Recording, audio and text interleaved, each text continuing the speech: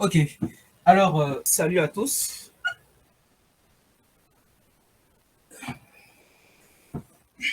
Vous me recevez?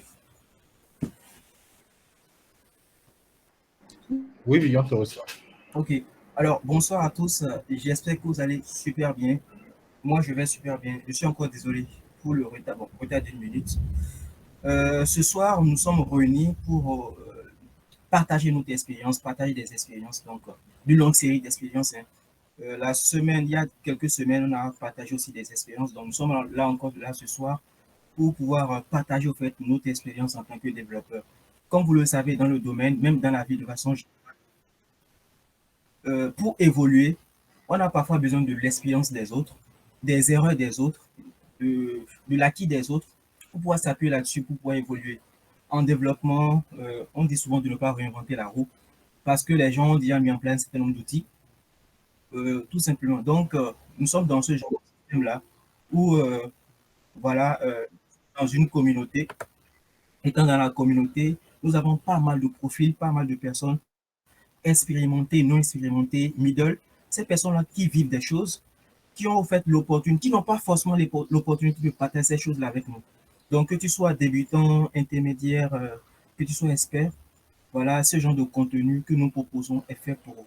Alors, nous sommes là ce soir pour, dans l'émission spéciale Python Bénin, discussion entre devs, et beaucoup plus spécifiquement pour parler au fait, pour partager notre expérience. À cet effet, nous avons invité deux personnes, voilà, pas parce qu'ils sont des super développeurs, pas parce qu'ils sont des experts, ils sont des développeurs qui ont quand même des choses à donner. Donc, si parmi vous, à la fin de ce meet, des gens aussi veulent partager leur expérience, n'hésitez pas à me contacter, n'hésitez pas à contacter Gloria, n'hésitez pas à contacter quelqu'un de l'équipe pour que voilà, nous puissions voir comment cela va se faire. Donc, je vais laisser, avant de laisser la parole à nos invités, j'aimerais quand même vous montrer ceci. Ce sont nos références, c'est-à-dire lorsque nous faisons les mythes, nous avons là actuellement deux plateformes que nous utilisons pour diffuser les informations. Je partage mon écran. Donc, nous avons ici Medium, donc je mets le lien là. C'est un article, donc je mets le lien de l'article quand même. Là, je vais envoyer ça tout à l'heure. Et ici, nous avons le YouTube, donc où nous publions voilà, toutes les vidéos que j'aurai à faire. Enfin, toutes les vidéos qu'on aura, enfin, tout ce qu'on aura dit ici donc, sera enregistré. Donc, plus tard, peut-être, si vous, peut-être que là, actuellement, vous êtes entre deux choses, peut-être qu'après, vous pouvez à tête reposée, voir un peu ce qu'on s'est dit et tout, prendre des notes si possible. Donc, voilà un peu. Donc, aussi quelque chose que voilà, j'aimerais préciser, si vous êtes assez généreux et que vous voulez quand même soutenir un peu ce que nous faisons, n'hésitez pas à me contacter en privé et un petit don nous fera beaucoup plaisir. Alors, c'était tout pour cette introduction. J'espère que ça ne nous a pas saoulé. Je vais vous envoyer les liens tout à l'heure. Donc, je vais laisser la parole à nos chers invités, ici Lewis et Judicaël, qui vont se présenter, voilà, qui vont essayer de répondre à un certain nombre de questions que je vais les poser. Puis à la fin, on aura l'instant questions-réponses. Si c'est bon, je laisse la parole ici à Judicaël et à Lewis pour se présenter rapidement.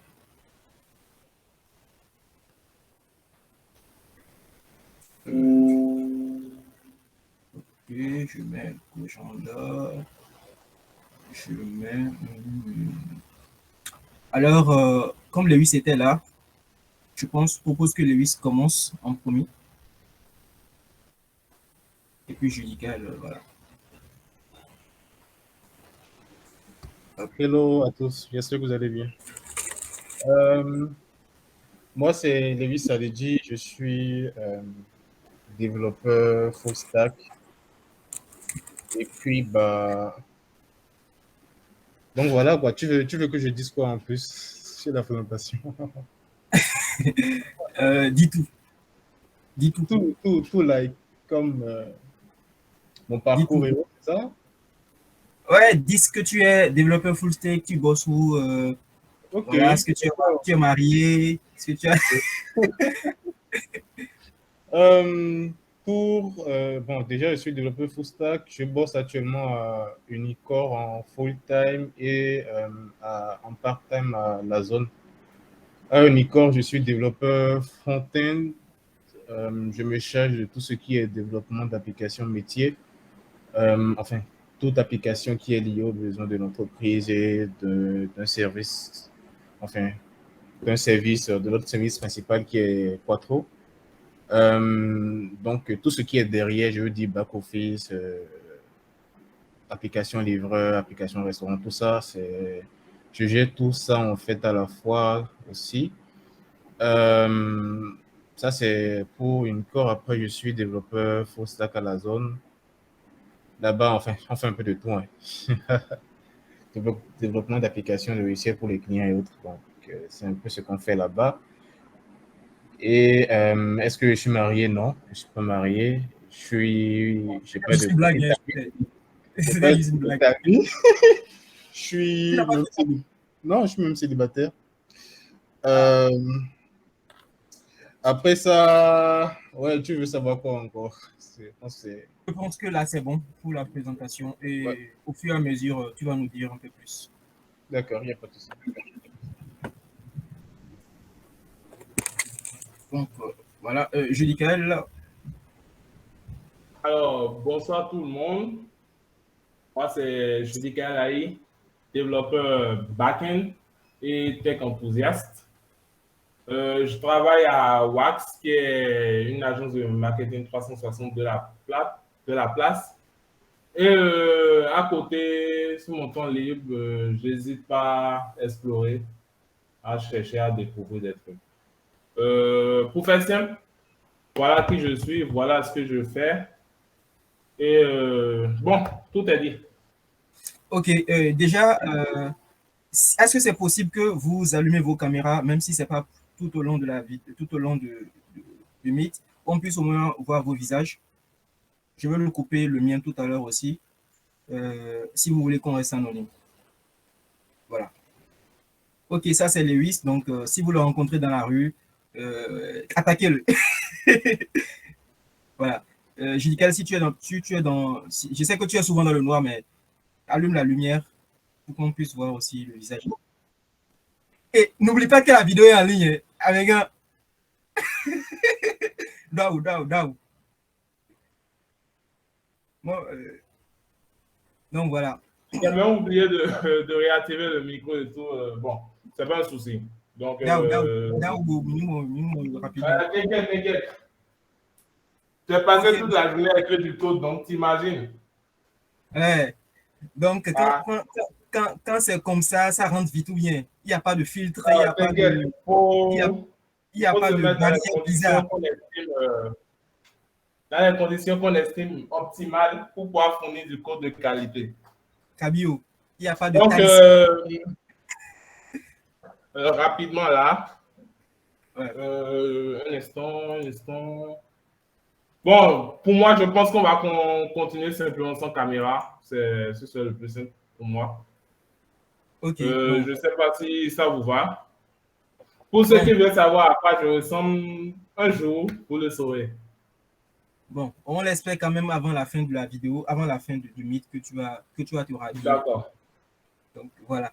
Déjà, quand tu parles de 360 là, tu veux parler de quoi en fait? Tu dis c'est une entreprise 360 et tu as précisé que voilà, tu es un tech enthousiaste. Bon, je tiens à préciser que Julie Kael, si vous ne le connaissez pas, le gars qui harcèle les gens avec Rust dans le groupe, c'est lui. Donc, Je n'harcèle pas, j'essaye de communiquer une passion, une découverte que j'ai eu à faire autour d'un outil qui est génial. ok. Donc, bon, voilà. Déjà, merci Julie Kael pour ta... Maintenant, pourquoi tu parles de 360 pour ton entreprise, pour l'entreprise dans laquelle tu bosses? Alors, on ne fait pas que du marketing digital, on fait ce que je vais qualifier pour faire simple de marketing traditionnel, que ce soit la communication via les canaux comme la presse écrite, les journaux, la télé, bref, les canaux des anciens en fait. Et on fait aussi du digital, allant du web au community management à d'autres pans de métier. Ok. J'espère qu'ils ont assez d'argent pour te payer. Hein. Ça, c'était une parenthèse. Euh,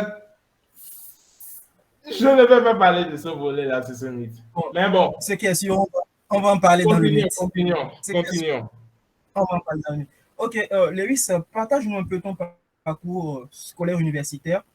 Déjà, ton parcours quand tu étais scolaire. Bon, on va plus s'intéresser au côté universitaire. Et comment tu as débuté ta carrière dans le game et combien d'expérience tu as dans le game, en fait. Ok.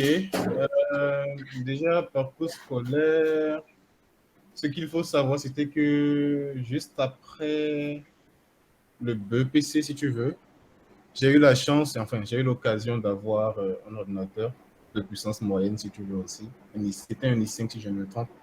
Ce qui m'a forcément forcé à vraiment faire ce que je voulais avec l'outil informatique. Je veux te dire que dans le temps, je n'avais pas vraiment un téléphone portable et tout ce qui va avec. Donc, j'essayais forcément de faire tout ce qu'on pouvait faire avec un téléphone portable, avec un ordinateur et tout. Donc, ça m'a forcé à, on va dire, découvrir certaines notions que j'ai finalement appris à l'université, des notions comme tout ce qui est système d'exploitation, changer les systèmes d'exploitation, maintenance informatique, architecture et autres, des notions de virtualisation et tout. Donc, ce qui a fait qu'après le bac, je n'ai pas forcément hésité à vouloir partir vers l'informatique pour en savoir plus. Et c'est une fois à l'université, en fait, que ici au Bénin, déjà, tu as deux choix. Si tu veux faire l'informatique, c'est soit tu fais le réseau, soit tu fais le génie logiciel. En tout cas, généralement, c'est généralement ça. Soit tu fais le réseau, soit tu fais le génie logiciel. Donc, après le bac, je suis parti à l'université. J'ai fait PJ Bénin, je ne sais pas si tu connais. Oui, Donc, j'ai eu à faire le réseau et logiciel à PJ Bénin, un cursus qui nous a permis en tout cas d'avoir des notions de base en réseau et en génie logiciel aussi. Après, c'est pas vraiment ouf, on va dire qu'on a quand même eu les bases qu'il faut en algorithmique, en architecture des ordinateurs et en génie logiciel, en programmation et tout ce qui va avec. Ce qui est intéressant en fait, dans la formation, c'est qu'on a vraiment travaillé sur pas mal de projets. On a eu la chance d'avoir quand même aussi de bons professeurs. Donc, la formation a quand même été assez bonne pour qu'on puisse. Enfin, on avait la base, quoi, ce qu'il fallait et tout. Après ça, ce qu'il faut savoir aussi, c'est que à la date d'aujourd'hui, je pense que je totalise déjà 4 ans d'expérience. Euh, Déjà, j'ai pas vraiment commencé après la licence. J'ai commencé en fait quand j'étais en deuxième année déjà. Donc, j'étais en alternance en deuxième et en troisième année. Donc, disons, ouais, en deuxième et en troisième année, voilà. Donc, après la licence, j'ai continué en full-time et tout, directement. Ça, c'est pour ce qui est de mon parcours universitaire. J'enchaîne ok. avec. Oui, le côté pro. Quand tu parles de 4 ans d'expérience, j'en Ouais. tiens compte pas, au fait, les expériences de. En fait, tu comptes pas les expériences de quand tu étais étudiant dedans ou bien tu comptes ça Oui, dedans? je compte tout ça. Et après, même, ce qu'il faut, en tout cas, ce que je me dis, c'est vrai que je n'ai pas fait le compte comme ça, mais ce que je me dis en vrai, pour ce qui est de la comptabilisation des expériences, c'est que je peux être dans une boîte pendant, et ça, malheureusement, c'est un truc que les recruteurs ne comprennent pas. Je peux être dans une boîte et faire 2 ans et ne pas faire que euh, le travail dans une boîte, en fait. Je ne sais pas si tu vois. Genre, je peux être dans 2 boîtes à la fois et puis faire d'autres trucs à côté encore, ce qui fait que l'expérience que j'étais censé avoir en moyenne en un an, je peux facilement l'acquérir, enfin, je peux acquérir facilement une expérience de 2 ans en un an. Je ne sais pas si tu vois un peu ce que j'essaie Oui, d'expliquer. Mais oui, je compte les années de trucs là. Je compte les années d'université dedans aussi et tout. J'ai pas vraiment compté la deuxième année, puisque là, c'était vraiment, tu sais quoi, genre, Dieu écrit les tests unitaires, tout ce qui est, c'est tout. Après la troisième année, ça devenait intéressant, parce que, on te permettait au moins d'ajouter des features, des documentations aussi des tests unitaires, c'est pas faux. Et voilà quoi. Après la licence, tu t'es mis à prendre en main des applications tout entières et tout. Donc voilà un peu pour ce qui est des années d'expérience. Maintenant, bah, pour ce qui est de la partie professionnelle, comme je l'ai dit, en fait, actuellement, je suis en full-time dans une boîte et en part-time dans une seconde boîte. Mais, mais voilà, c'est quand même intéressant de savoir que lorsque tu arrives à manager ton temps correctement, tu peux faire quand même assez de choses, hein, dans un laps de temps et tout. Voilà, pour ce qui est de la partie professionnelle. Je sais pas si tu as d'autres questions. Bon, ok, je vais m'en arrêter là d'abord et repasser la parole à Julie Kael. Si en D'accord. temps il s'est déjà mis au propre, on peut voir. Sinon, on va continuer. Alors, Julie Kael, la même question. Partage-nous un peu ton parcours. Alors, ça va C'est-à-dire, être compliqué toujours d'allumer ma caméra parce que je ne suis pas dans mon environnement de travail habituel. Donc, je pense qu'on va devoir procéder ainsi. J'espère que d'accord. ça ne vous dérange pas. Bon, on aurait aimé voir celui qui nous harcèle avec Rust, Hello? mais on aurait aimé voir le visage de celui qui nous harcèle Euh, avec Rust pour que peut-être dans la rue, quand on va le croiser, J'entends plus rien. vous me recevez là? Allô? Est-ce que Ou vous est-ce me que recevez? MTN m'a encore lâché? Moi, je te reçois, mais est-ce que vous me recevez? Allô? Ouais, Allô? moi, je reçois tout. Attends, qui ne reçoit pas qui? Lewis, tu me reçois, moi. Si, si, je te reçois. Donc, Judy Kellogg te reçoit, oui, Judy Ok, Kellogg. alors, je vais continuer. Je vais décrire rapidement mon parcours.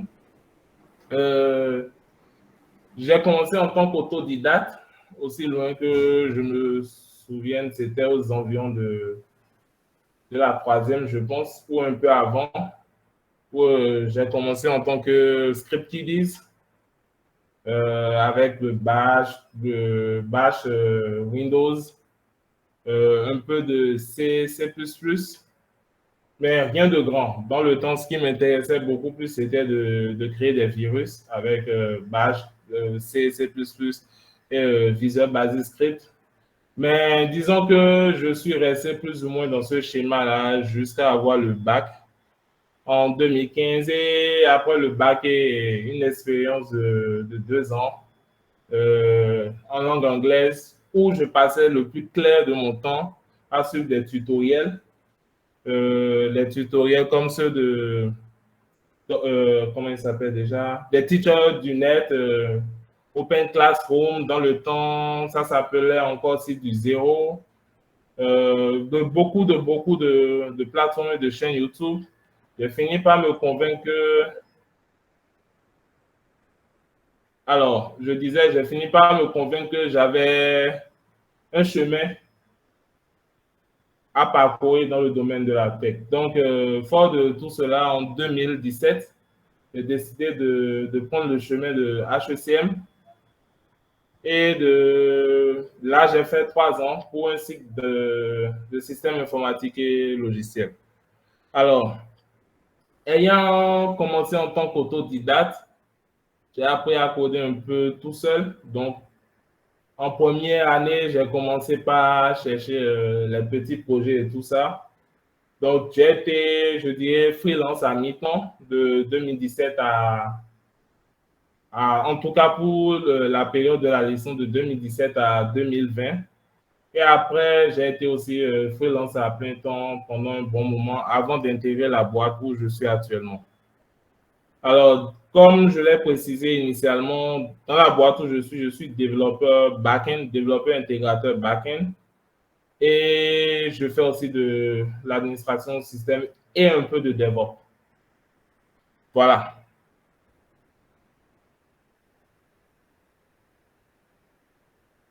Ok, Judy Kellogg, tu peux me dire un peu, selon toi, combien d'années d'expérience tu as? C'est vrai que, bon, c'est facile de faire le calcul avec ce que tu as dit. Donc, tu as 5 ans d'expérience. Mais dis-nous avec tes propres paroles et tout, est-ce que tu estimes que tu as 5 ans d'expérience, voire même plus que ça? Alors, je vais répondre avec une nuance. Parfois, je dis simplement que je suis un développeur junior, c'est-à-dire je compte en fonction des années d'expérience en entreprise. Mais clairement, je dis sur le terrain, je ne suis pas junior. Donc, je ne vais pas pouvoir répondre clairement à cette question. Est-ce qu'il faut compter avec les périodes de freelance et tout ça? Je pense que l'intervenant précédent a déjà apporté la solution et a expliqué le problème. C'est que les recruteurs souvent ne prennent pas en compte le fait que les années d'expérience hors entreprise comptent. Maintenant, est-ce que j'ai la possibilité à mon niveau, de changer ce que pensent les recruteurs? Si j'ai la possibilité de le faire, alors je le ferai. Dans le cas contraire, je serai obligé pour l'instant de me conformer à ce qui se fait, enfin, aux normes actuelles. Ok, super. Est-ce que je sais qu'il y a Monsieur Thomas que j'ai vu rapidement dans le chat, je ne sais pas s'il est là. Est-ce qu'il peut nous expliquer un peu c'est quoi les critères pour définir une année d'expérience? Est-ce que selon vous, bon, s'il veut bien répondre, hein, est-ce que selon vous, voilà, faire du freelancing plus peut-être des à côté, plus voilà, l'accumulation des expériences en entreprise, est-ce on peut appeler ça une expérience? Ou bien, voilà quoi, si vous êtes là et que vous voulez répondre rapidement, Thomas, nous sommes tout oui pour vous écouter.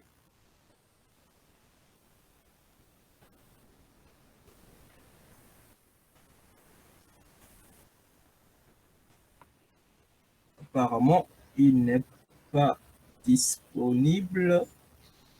Ok, bon, peut-être que il a laissé le téléphone quelque part. Ok, on continue. Maintenant, Judica et puis Lewis, pensez-vous que vous êtes des seniors? Est-ce que vous évaluez senior? Et sur quelle base, vous faites? Bon, pas trop de modestie non plus, hein, donc, c'est-à-dire de vrai, quoi, si on doit enlever toutes les blagues dedans. Est-ce que vous pensez que vous êtes dev senior? On vous prend en tant qu'entité, en tant que développeur. Est-ce que vous pensez que vous êtes dev senior ou bien junior ou bien intermédiaire? En tout cas, donnez-nous un peu vos statuts en tant que développeur et donnez-nous, expliquez-nous pourquoi vous avez choisi enfin, pourquoi ce statut-là de façon précise, quoi. Lewis prend la parole du coup, donc Chical vient de parler. Ok, ok. Lorsque je... Bah après, tu veux qu'on soit senior par rapport à qui? Parce que lorsque, personnellement, dans mon entourage, je vois tous ceux qui sont seniors et tout, franchement, je me dis que je suis loin d'être à leur niveau, quoi, tu vois. Par contre, il y a certaines fois, tu tombes sur des personnes qui se disent seniors et puis tu te rends compte qu'ils n'ont presque pas ton niveau et tout, donc tu te dis, ou bien moi, je suis senior, je ne sais pas, des choses comme ça, quoi, tu vois. Mais en vrai, personnellement, je me définis pas en tant que senior, je me dis que je suis intermédiaire et peut-être senior en devenir, quoi, tu vois. Maintenant, bah, sur quoi je me base, déjà, il y a le nombre d'années d'expérience. Senior, c'est, je pense, à partir de 5 ans. Je ne sais pas si c'est une erreur, mais c'est à partir de 5 ans, de ce que je sais, selon les métriques que j'ai eues dernièrement récemment. Et senior, après, il faut comprendre aussi que le senior, c'est quelqu'un qui est quand même amène de pouvoir s'en sortir dans presque toutes les situations. Du type, bah, tu le mets face à n'importe quoi, il est censé quand même te fournir une piste de solution assez, même si elle est assez vague, la piste, elle devrait pouvoir t'aider à évoluer et tout. Voilà quoi. Donc, non, je ne suis pas encore senior. Je suis peut-être senior en devenir. En tout cas, je me bats pour ça. Et le temps aussi compte aussi, enfin, aura effet dessus. Mais ce qu'il faut savoir, c'est que tant que tu, tant que tu ne laisses rien, on va dire, dans un premier temps, et que tu t'assures de toujours évoluer et surtout que tu bosses sur des trucs qui te font toucher, enfin, qui te font toucher du doigt un aspect assez global des trucs, enfin, des technos et autres. Tu peux, on va dire, à la longue, devenir senior, mais on ne devient pas senior après 5 ans simplement. Il faut quand même avoir Ok. avoir pas mal de choses, quoi. Ok, pour toi, donc, un développeur senior ce ne se définit pas forcément par le critère qu'on a l'habitude de lui donner, c'est-à-dire il a 5 ans d'expérience. 5 ans d'expérience ne suffit pas pour toi pour définir un développeur de senior parce que tu peux rester dans une boîte où voilà, une boîte où tu pensais que tu étais toujours le plus fort, où voilà quoi, vous avez toujours fait du CRUD, vous avez toujours fait les choses, il n'y a pas de revue de code, genre tu as toujours pensé que tu étais le bon, le meilleur, et tu as fait 5 ans dans la boîte et tout, et sorti de la boîte et te rendre compte que, bah, voilà, que tu n'as même pas un an d'expérience. Donc, pour toi, en fait, un développeur senior, c'est un développeur capable de pouvoir, face à des situations quand même, pouvoir s'en sortir. C'est-à-dire, il a une certaine expérience. L'année compte. C'est-à-dire, tu es senior parce que tu as vécu beaucoup d'expérience. Et donc, quand tu es face à des problèmes, tu as même de pouvoir trouver des solutions pour pouvoir voilà, résoudre ces problèmes. Si j'ai bien compris, c'est ta définition d'un développeur senior. Et tu Oui, penses qu'actuellement, tu n'as pas encore toutes les cartes en main pour prétendre à ce titre. déjà, pour rebondir sur, que enfin, sur ta première partie, effectivement, je pense que c'est comme ça. De toute façon, tu ne peux pas faire 5 ans dans une boîte. Toi-même, après 5 ans d'expérience professionnelle, si tu ne restes que sur du HTML, CSS, en fait, c'est ta faute, quoi. Tu n'as jamais voulu devenir senior. En vrai, c'est ce que je pense. Donc, forcément, pendant ces 5 ans, tu as le temps de quand même toucher presque tout ce, enfin, assez de choses pour pouvoir t'en sortir, incrémenter ton expérience ou pouvoir résoudre des soucis en fonction de ce que tu as. Donc, oui, je pense que il ne suffit pas d'avoir 5 ans. Ce qui est sûr, tu dois forcément avoir touché pas mal de soucis, résolu pas mal de bugs et tout. Et c'est un peu ce que je pense. Maintenant, il y a aussi un aspect qu'il faut aborder.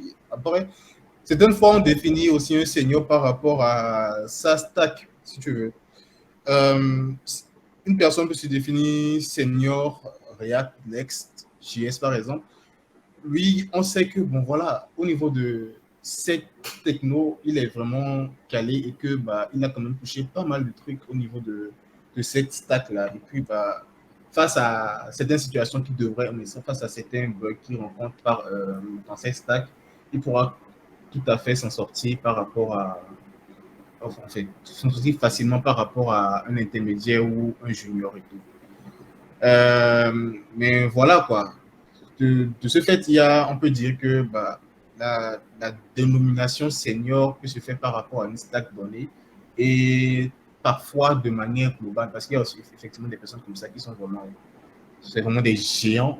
Tu les prends, tu les mets sur n'importe quelle stack, tu vois clairement que ces personnes-là savent ce qu'ils disent, savent comment ils raisonnent, savent comment le truc fonctionne à fond. Là, si tu vois un peu ce que je dis. Maintenant, pour moi, non, je ne me définis pas en tant que senior pour le moment. Mais ça sera le cas, je vais te dire. Tu pourras le dire, mais là ce n'est pas encore le cas. Mais senior en devenir, pas la grâce de Dieu. Ok, dis-moi, qu'est-ce qui te manque? Qu'est-ce qui te Moi, manque pour être développeur senior? Dis-nous, partage-nous ce qui te manque. euh, Peut-être que il y a aussi plein de développeurs dans le chat ici qui s'auto-proclament peut-être dev senior ou bien qui sont intermédiaires comme toi. Voilà, peut-être que tes pistes vont peut-être les aider à faire un cap de plus aussi dans leur cheminement en tant que développeur. Dis-nous un peu ce qui te manque, quels sont les éléments qui te manquent de façon concrète afin que tu deviennes ici un développeur senior confirmé. déjà, dans mon entreprise de devenir développeur senior, j'étais déjà parti sur une base, enfin, je m'étais déjà dit que je devais toucher certaines choses quand même pour pouvoir évoluer facilement en compétences. Ne pas forcément attendre qu'un projet en freelance tombe ou qu'un projet comme ça dans ma boîte puisse venir, soit que je puisse toucher à certaines choses. Du coup, c'est de là qu'intervient généralement les side projects pour quand même avoir l'occasion de toucher certaines choses ou les technologies que tu souhaiterais toucher ou que tu aimerais toucher ou l'établissement des architectures que tu n'as jamais fait ou que tu n'as jamais eu l'occasion de participer. C'est généralement ce qui se passe dans les boîtes aujourd'hui où tu as quand même dans une boîte un développeur front-end ou back-end, un DevOps et un designer là-bas et tout. quand l'architecture de l'entreprise est un peu comme ça, enfin, tu as rarement l'occasion, enfin, pour toi, clairement, si tu es développeur front-end, tu ne peux pas prétendre tu ne peux que prétendre être peut-être senior front-end, tu vois, si tu vois. Et tu dois même définir ta stack encore si l'entreprise en question a une stack donnée. Donc, dans mon entreprise de devenir développeur senior, j'ai au début, bah, voilà, des projets en freelance et autres qui m'ont permis d'avoir quand même assez de notions. Après, en entreprise aussi, c'est bien, mais ça ne m'a pas forcément permis de toucher tout ce que je veux ou ce qui m'intéresse. Donc, en side project, en fait, euh, tu as quand même l'occasion, d'ailleurs, c'est toi qui définis ce que tu veux dans un premier temps, et tu as l'occasion d'établir ta propre architecture, tu as l'occasion de faire tout ce que tu veux, de faire tes expériences et de comprendre certaines choses, comment certaines choses fonctionnent et tout.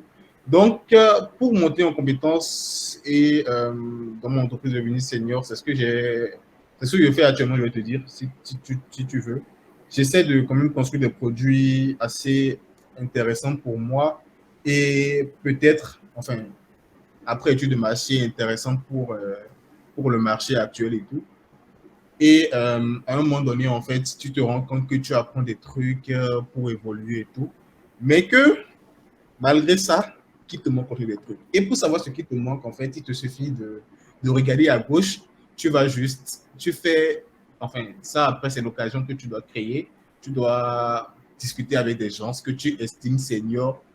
Bien sûr, au Bénin, beaucoup ne s'estiment pas seniors alors qu'ils le sont réellement. Mais quand tu rencontres ces personnes-là que tu estimes seniors, tu discutes avec eux, tu te rends compte quand même qu'il y a des trucs qui te manquent. Tu leur poses des questions, tu parles avec eux, tu vas facilement te rendre compte de ce qui te manque. Donc, une estimation de ce qui me manque, moi, bah, déjà que je peux dire que niveau architecture cloud, je ne suis pas vraiment encore très bien. Je veux parler de tout ce qui est cloud, quoi. Gestion de services, microservices, tout ce qui va avec. Je n'ai pas encore une main dessus. Je m'essaie, mais c'est pas encore ça, tu vois.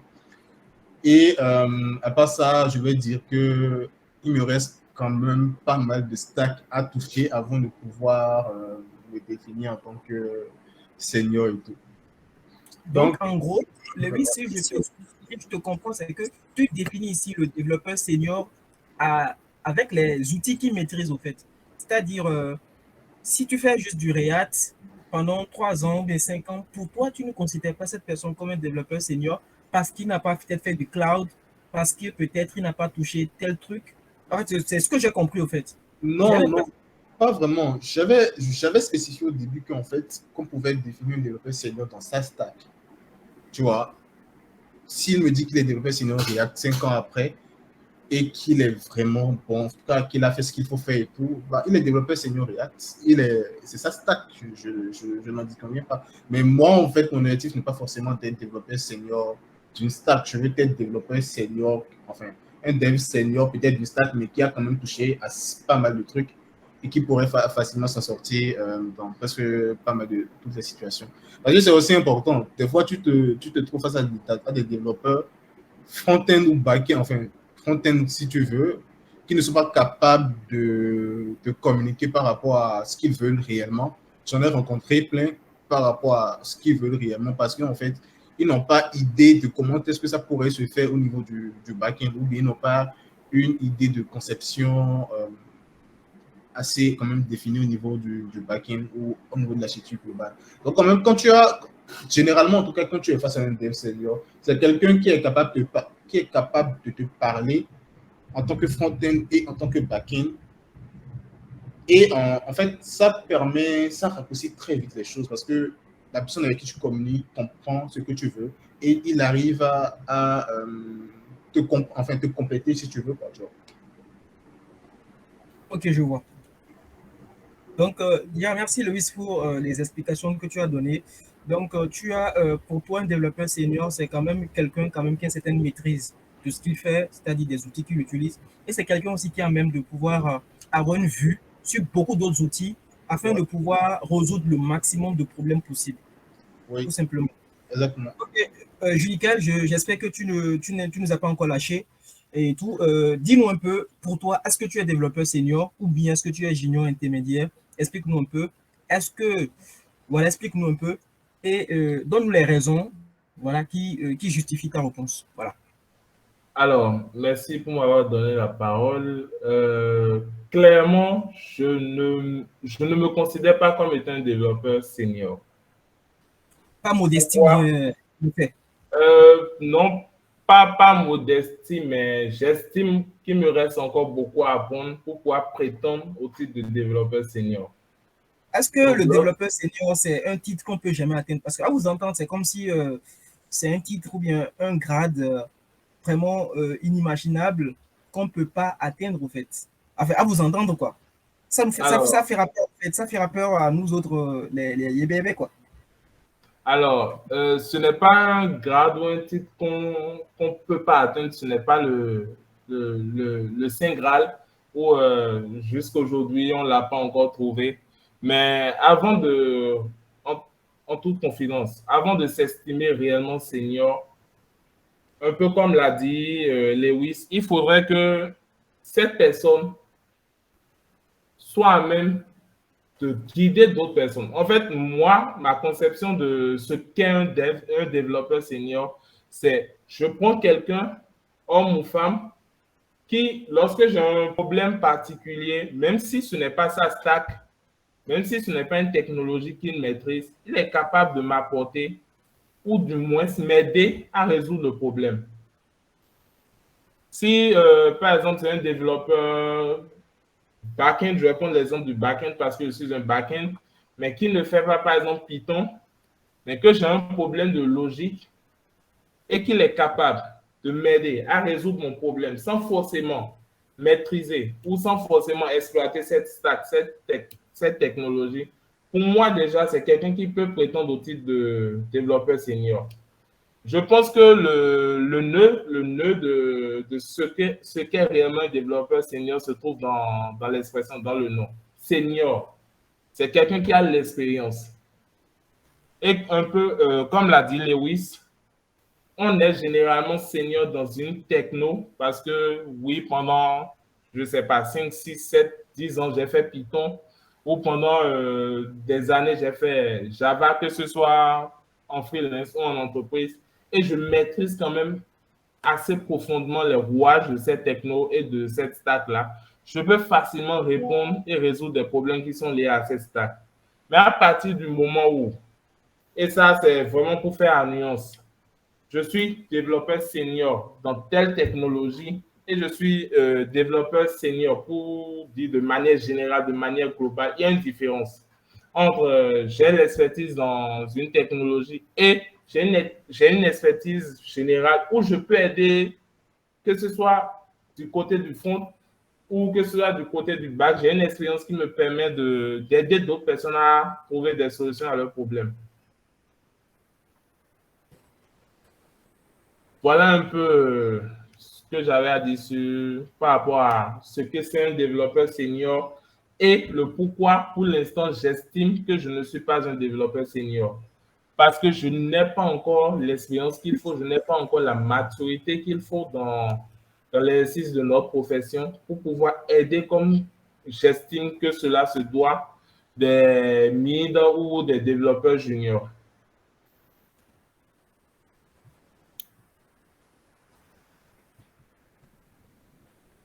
Ok, d'accord.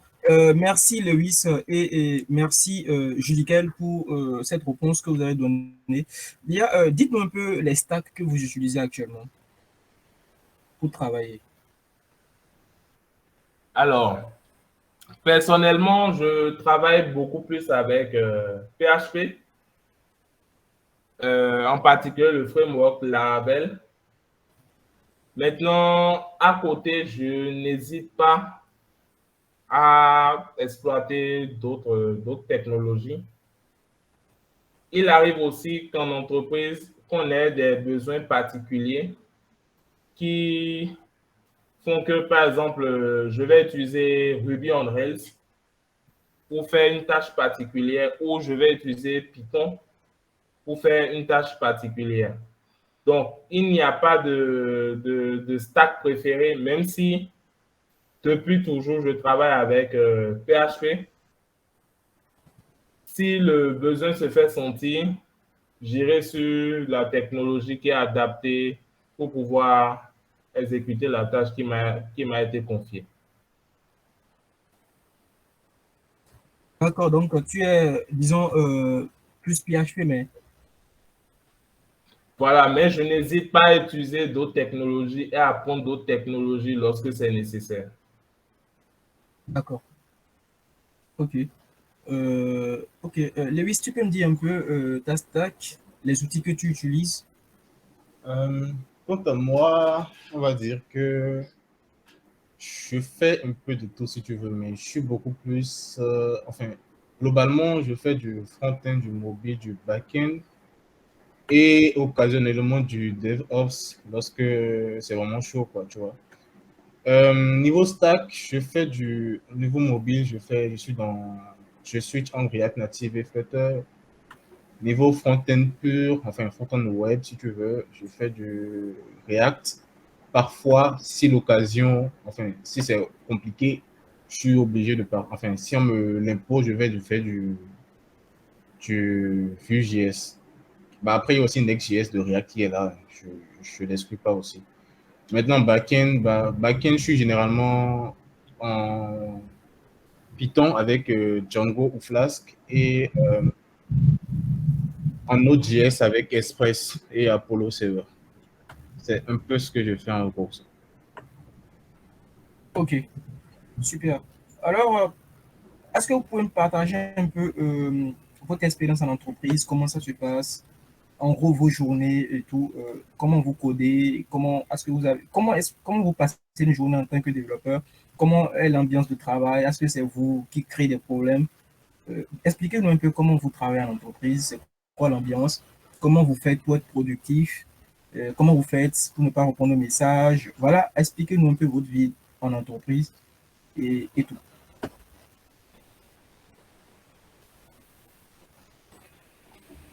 Je commence. Bon, Euh, je vais commencer parce que tu avais parlé. ok, d'accord, d'accord, pas de souci. Je dis quelle commence du coup? Ah oui, il commence par là. Alors, je vais exposer mes méthodes à moi en commençant par la gestion des notifications. Généralement, lorsque j'ai des tâches à exécuter et j'ai vraiment besoin d'être concentré, je mets le téléphone sur vibreur ou carrément sur silencieux et généralement, je ne le conseille pas, je le dépose dans le sac. Comme ça, la tentation est moindre. Il y a moins de risque de recevoir une notification ou un truc WhatsApp, de se retrouver sur Facebook ou de se retrouver sur TikTok. Donc, sur PC, j'utilise Windows et il y a l'assistant qui permet de désactiver les notifications, d'activer ou plutôt d'activer le mode de concentration. C'est très, très, très utile. J'ai testé, j'ai apprécié et quand j'ai réellement besoin d'aller rapidement sur une tâche, j'active l'assistant de concentration. On a un outil de messagerie dans la boîte où je suis qui, en quelque sorte, bypass le système de l'assistant de concentration de Windows. Donc, tout ce qui concerne le boulot et qui vient sur cette messagerie, je reçois les notifications. Mais tout ce qui est notification, WhatsApp, mail personnel ou je me suis abonné à une newsletter et tout ça, lorsque j'active l'assistant de concentration, je n'ai plus ces distractions-là. L'autre technique que je teste depuis un moment, c'est de travailler avec un minuteur. Lorsque j'ai besoin d'exécuter une tâche précise et que je définis comme durée, deadline pour cette tâche, excusez-moi, je définis comme durée d'exécution de cette tâche 15 minutes, je mets mon minuteur et je me mets à travailler. Sur Windows, je pense que vous pouvez chercher au niveau de la barre de recherche horloge, au niveau de horloge, pour ceux qui ont les mises à jour récentes.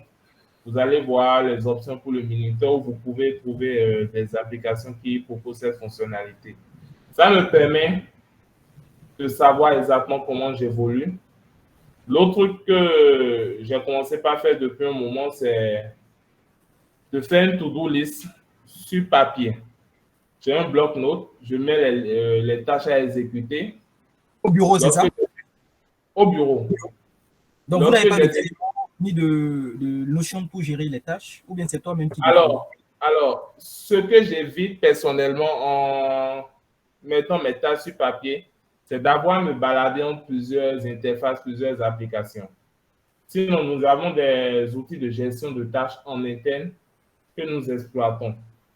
Mais l'avoir sur papier, avoir un bloc, prendre la peine de réécrire la liste des tâches, ma to-do list sur papier.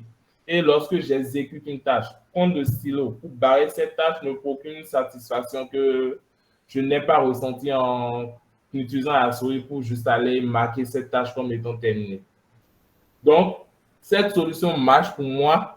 Est-ce qu'elle marchera pour les autres? Je ne sais pas.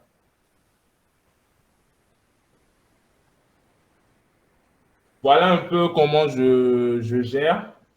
Est-ce qu'il y a des points que j'ai oubliés? Ta vie à l'entreprise, comment ça se passe avec tes collègues et tout? Est-ce que tu es toujours en retard? Est-ce que tu sors tôt? Alors, par rapport au retard, il arrive des périodes où on ne va pas se mentir. Je suis en retard. Mais pour d'autres périodes, je fais l'effort de pouvoir être là à l'heure. Toujours par rapport aux collègues, lorsque vous avez des tâches urgentes, c'est difficile de prendre du temps pour discuter, bavarder et autres. Mais comme on est dans un open space et que je n'ai pas que des machines devant moi, il faut de temps en temps interagir avec les gens qui sont dans l'environnement immédiat. Donc, toujours avec l'astuce du minuteur, lorsque je sais que ma tâche est ou tel nombre de tâches sont déjà évacuées, j'ai déjà barré sur mon bloc-notes la moitié des tâches que j'avais à exécuter. Je peux prendre un break, je peux mettre un minuteur de 10 minutes, respirer un peu, discuter avec les collègues. Et lorsque mes 10 minutes passent, je reviens et puis je continue à exécuter mes tâches. Ok, je vois. Alors, Julika, je vais peut-être te surprendre un peu. J'ai des chiffres avec moi. Tu vois, tu vas essayer de répondre à ça. Ne soyez pas surpris, hein, voilà. Dans Python Bénin, tu es à 1927 messages et dans JS Bénin, tu es à 314 messages. Comment tu arrives à gérer ton boulot et comment tu arrives à gérer tout ce que tu as dit avec tous ces messages que tu écris dans Python Bénin et dans JS Bénin. Je précise, dans Python Bénin, tu es à 1927 messages à ce jour depuis que tu es dans le groupe. J'ai ça ici, depuis que tu es dans le groupe. Et dans JS Bénin, tu es à 314 messages. Alors, comment tu arrives à gérer ton temps tout en écrivant, tout en étant efficace, tout en écrivant dans le groupe Python Bénin et JS Bénin? Alors, excellente question. Les réponses ne sont pas systématiques. Il y a déjà eu des périodes où j'avais vraiment pas le temps de répondre aux messages et je rentrais le soir pour pouvoir répondre aux messages. Il y a des périodes où j'ouvre mon WhatsApp et je vois 1000, 2000 messages et je clique juste et puis je saute. La belle preuve, quelqu'un a posé un problème par rapport à une méthode de communication avec des microservices. J'ai vu la remarque qu'on n'avait pas proposé de solution à son problème. J'ai répondu à partir de ce message, mais je n'ai pas pris connaissance de ce qui avait été posté initialement. On m'a fait la remarque, est-ce que tu as lu le problème initial? J'ai dit sincèrement non. Donc, il y a des temps où, il y a des périodes où on est un peu plus relax que d'autres. On peut se permettre de discuter, de chatter. Comme je l'ai dit, lorsqu'on code, on a besoin de faire de temps en temps des breaks. On ne peut pas coder de 8h à 18h non-stop. Non, nous ne sommes pas des machines. Et si pendant ma pause de 10 minutes, je ne discute pas avec les collègues, je peux prendre le téléphone et répondre aux messages dans Python Bénin. Ou si j'ai besoin, j'ai des préoccupations, je peux les poser ou répondre aux préoccupations d'autres personnes. Donc, les 1000, rappelle-moi le chiffre. 1927. Donc, les 1927 messages, je suis sûr que si tu peux me faire ressortir les stats, ce n'est pas qu'en semaine, il y a certainement des messages de soirée, des messages tard la nuit, il y a des messages que certainement j'ai envoyés aux heures de pause. Donc, voilà. L'une des astuces aussi que j'utilise par rapport à Python Bénin, c'est de mettre en sourdine parce que quand ça commence à venir, on a assez de notifications. C'est de mettre carrément le groupe en sourdine. Par exemple, pour 8 heures, je viens le matin, je mets le groupe en sourdine. Et pas que ce groupe-là, c'est pas que cette communauté, je mets le groupe en sourdine carrément, je mets WhatsApp en notification. Et quand je rentre le soir, OK, je rentre, je check. S'il y a 800 messages, je ne peux pas tout lire. J'essaie de parcourir en diagonale, sinon j'appuie pour juste unset et je continue. Ok. Dia, merci déjà pour ça. Non, c'est pas une histoire d'archiviste, c'est juste que le WhatsApp que j'utilise, les fake WhatsApp, dites ce que vous voulez, je m'en bats les couilles. Les fake WhatsApp, j'ai les stats. J'ai les stats et je peux voir exactement. Petit conseil, évite les WhatsApp en griffe trafiquée. Bon, je pense que c'est pas trafiqué.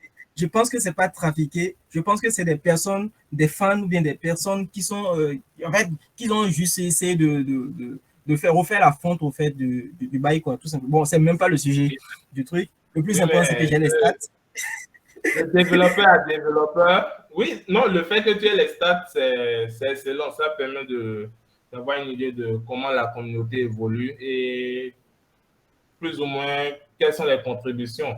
Ce serait même beaucoup plus intéressant d'avoir la nature des topics, des sujets abordés. Mais ma Oui, remarque par rapport, je voilà, peux ma voir. remarque par rapport au WhatsApp trafiqué, c'est un truc que j'ai lu rapidement en diagonale où quelqu'un s'est fait ban parce qu'il a utilisé une version trafiquée de WhatsApp et que ceux qui ont fourni la version trafiquée avaient accès à des données et envoyaient des messages pour faire ça, faisait du spam depuis son compte. Et il a eu son numéro qui est le numéro principal que tout le monde lui connaît, qui a été ban. Il a été obligé de prendre une nouvelle SIM inconnue de tous juste pour pouvoir revenir sur WhatsApp. Ok, c'est entendu. Voilà. Donc, on va passer directement à Lewis. Lewis, pour la même question, c'est quoi ta vie en entreprise? Est-ce que tu es du genre à porter la cagoule ou bien la casquette ou bien les lunettes? Tu ne parles pas aux gens et comment tu arrives à travailler au boulot pour être efficace? Est-ce que tu es du genre à rentrer très tard et tout? Est-ce que tu viens souvent en retard? Comment tu organises tes journées, comment tu travailles, est-ce que tu es tout le temps dans le bruit avec ton écouteur ou bien ton truc, par rapport aux réseaux sociaux, comment tu gères. Voilà un peu de façon, en grosso modo, voilà quoi. Je ne sais pas si tu as un peu compris. Ok. Bon, déjà, je pense que tu vas morceler les questions histoire qu'on puisse aller plus ou moins. Déjà, je veux commencer par les notifications, la gestion des notifications, des messages, tout ce qui va avec. Je ne réponds pas à tous les messages déjà, malheureusement. C'est compliqué en fait de rester concentré, de répondre à tous les messages. Déjà, les messages, ce que je reçois généralement, c'est WhatsApp, Discord, Slack et Messenger parfois. J'ai dû installer Instagram, enfin tout le reste là. Ah, il y a aussi Telegram. Après ça, tout le reste, je n'ai pas. Parce qu'à un moment donné, ça me prenait trop de temps. TikTok aussi, ça, je l'ai installé de force, quoi. Je l'ai désinstallé de force, je vais dire. Du coup, pour la notification, déjà, mon portable, j'ai désactivé les notifications sur mon portable. Donc, je ne reçois pas de notification, sauf si je décide de partir voir ce qui se passe. Donc, tout ce qui est important, je veux dire Discord, Slack et Telegram parfois, j'ouvre les onglets dans mon navigateur et j'active en fait les notifications de l'ordinateur, tu vois. Donc, je ne Donc, tu reçois. n'utilises pas ton téléphone. Donc, tu n'utilises pas ton téléphone. Si, mon Ok. téléphone, je l'utilise, mais en fait, c'est moi qui ai décidé de partir vers le téléphone, quoi, tu vois. Sinon, à part ça, je n'utilise pas parce qu'on m'a envoyé un message. Si tu m'as envoyé un message pendant que euh, je suis en train de travailler, mais alors que je ne suis pas sur mon téléphone, tu ne m'auras pas, quoi, tu vois. Euh, du coup, c'est un peu ça. Pour ce qui est de WhatsApp, je ne réponds que aux messages très importants lorsque je me réveille en matinée. Dans un premier temps, aux messages qui vont droit au but et dans un second temps, aux messages importants. Après, le reste, ça fait comme ça. Après, je check mes mails les matins. Bah, déjà, vers 6 heures, hein. Vers 6 heures, je fais tout ça déjà, tu vois. Après, quand je finis ça, je me mets à énumérer les tâches à faire déjà tôt le matin. Et pour partir au boulot, j'essaie de ne pas être en retard. J'essaie bien de ne pas être en retard, tu vois. Après ça, quand je vais au boulot, la première des choses à faire, bah, après avoir répondu au message, parce qu'en fait, au début, j'ai checké à ceux à qui je dois répondre et tout, mais je n'ai pas encore répondu. Donc, quand je vais au boulot, je réponds au message, à tout ce qu'il faut, on fait le planning de la journée et tout. S'il a des tâches à compléter avant une certaine heure, je sais en même temps. Et puis, bah, voilà, le code commence, enfin, la journée de coding commence et tout. Maintenant, bah, je ne code pas effectivement non-stop et tout. Ce que je fais, moi, en fait, je suis quelqu'un déjà de base, j'aime beaucoup, enfin, je taquine beaucoup, tu vois. Donc, quand je commence à coder, quand je me mets à écrire du code, je mets déjà des écouteurs dans les oreilles, j'écris du code à un moment donné.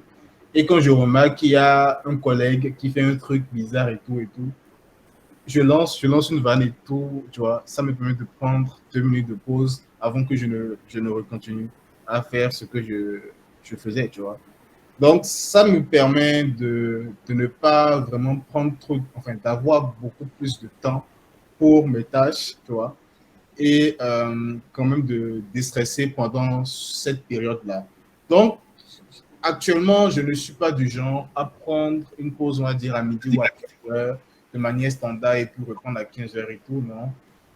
Je suis beaucoup plus du genre à prendre des pauses à manière de temps, enfin, à intervalle de temps, en fait, défini, quoi, tu vois.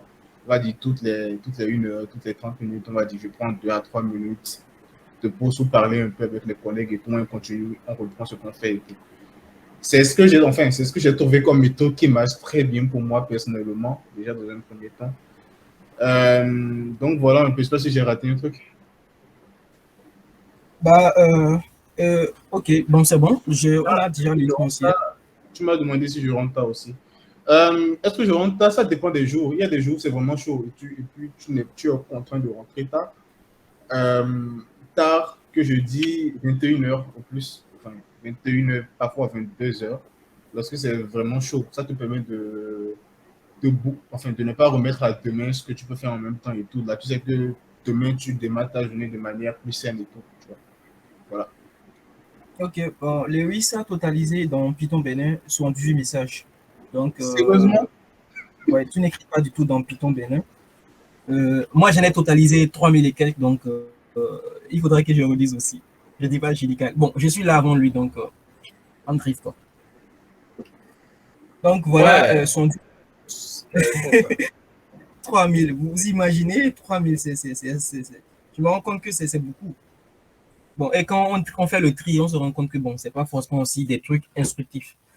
Bon, voilà, Lewis, comme tu l'as dit, tu ne réponds pas à tous les messages, donc 118 messages, donc je trouve que c'est. Voilà, tu es dans Python Bénin, ça fait combien de temps? Euh, Franchement, je ne saurais te dire. Je ne saurais te dire 2 ans, Voilà, 1 an et 118. demi, ouais.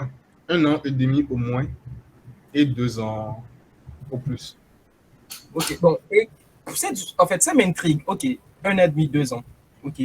Maintenant, quand tu écris dans Python Bénin, qu'est-ce qui t'oblige? Parce que son du message, c'est que tu n'es en fait, si tu étais dans des groupes de manga, des trucs comme ça, tu es considéré comme quelqu'un qui n'est pas actif. C'est-à-dire, on va te considérer comme quelqu'un qui n'est pas actif.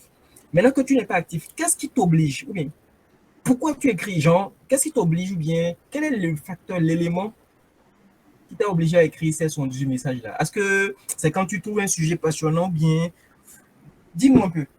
La plupart des fois que j'écris, enfin, j'écris pas, je réponds. Si quelqu'un me tag, tu vois, je réponds à ce qu'on m'a dit, enfin, au fait qu'on m'a tagué et tout, au sujet et tout. Mais en vrai, quand je vois un sujet passionné et tout, je ne dis rien. Je laisse couler et puis après, je viens lire le résumé plus tard, quoi, tu vois. Je ne trouve pas vraiment intéressant, enfin, je préfère que vous parliez, soit que je puisse voir le compte rendu. Et quand c'est un sujet qui m'intéresse ou que genre, je peux quand même apporter mon aide à la personne, je lui écris directement en inbox. Je pense que c'est comme ça que je l'ai répondu aussi une fois. En tout cas, la Oui. plupart des fois, je réponds direct. Quand la personne a vraiment besoin d'aide, je réponds à la personne en privé directement parce que j'estime que, enfin, certaines fois, lorsque la personne pose sa préoccupation, je remarque qu'il n'est pas forcément, qui n'explique pas, enfin, qui n'exprime pas forcément son problème ou correctement, tu vois. Donc, je lui pose des questions qui, pour moi, me permettront de comprendre ce qu'il a comme souci et je lui apporte directement le problème, enfin, la solution à son problème, tu vois. C'est un peu comme ça que je fonctionne. Donc, effectivement, je ne réponds pas directement là-bas, mais je rentre souvent dans l'inbox pour répondre aux préoccupations, aux problèmes qu'il y a, en fait, tu vois. Je n'ai pas de sujet de prédilection. Je suis quelqu'un qui aime apprendre un peu de tout, dans le premier temps. Donc, quand vous déroulez les sujets et tout, c'est assez intéressant. Après, ce qu'il faut savoir aussi, c'est que moi, personnellement, je réponds aussi à tout ce qui est sujet de violence. Quand c'est que là, je suis dedans, tu vas me voir répondre. Ok. C'est un peu tout. D'accord, merci. Si M. Thomas s'est libéré, il peut nous faire signe pour la question que je lui avais posée, s'il est toujours dans le chat et tout. C'était juste un appel. Maintenant, dites-moi un peu, voilà, vous avez pas... Oui, Julika, lui. Alors, j'aimerais ajouter un petit truc. Ce que Lewis a expliqué est très important. Et je me fais une remarque. Lewis est sur le chemin pour devenir un bon senior. Il pose des questions pour amener la personne, pour comprendre exactement c'est quoi le problème de la personne et pour pouvoir lui fournir une réponse, pas fournir une réponse, mais pour pouvoir l'aider du mieux qu'il le peut. Donc, vraiment, tu es un père. La référence par rapport à Python Bénin, tu es un père ou tu es en chemin de devenir un père. Bah, c'est ce qu'on appelle de la pédagogie.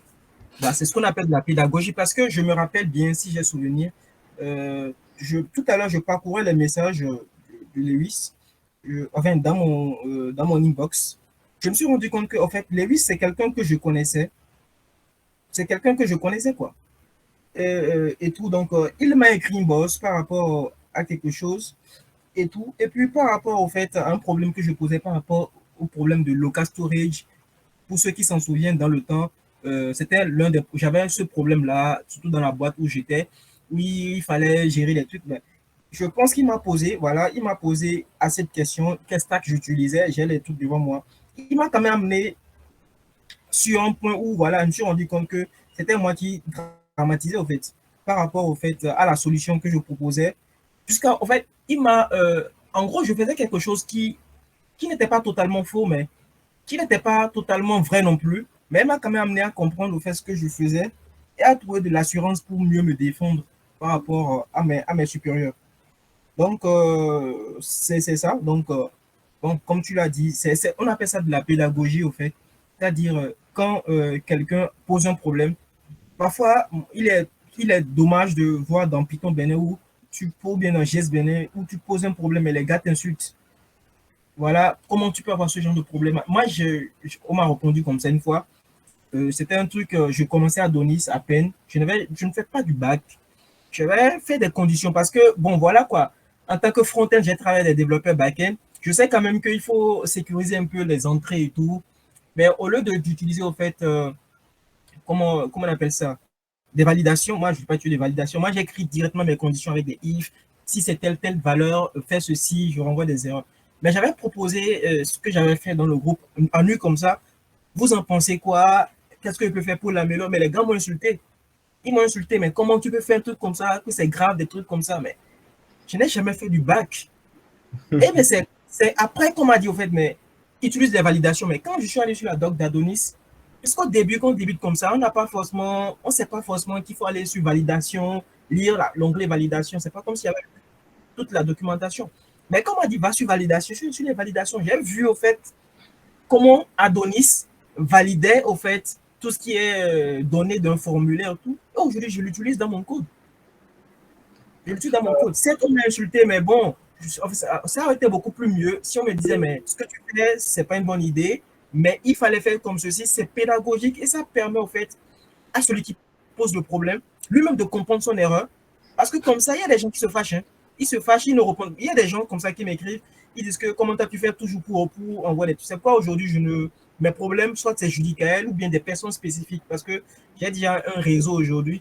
Donc, du coup, je n'écris plus, je n'envoie plus mes bugs comme ça dans le groupe. Je préfère les inbox. En fait, parce que ça te frustre, au fait, parce qu'il y a des gens qui vont mal te récupérer, peut-être dans la blague.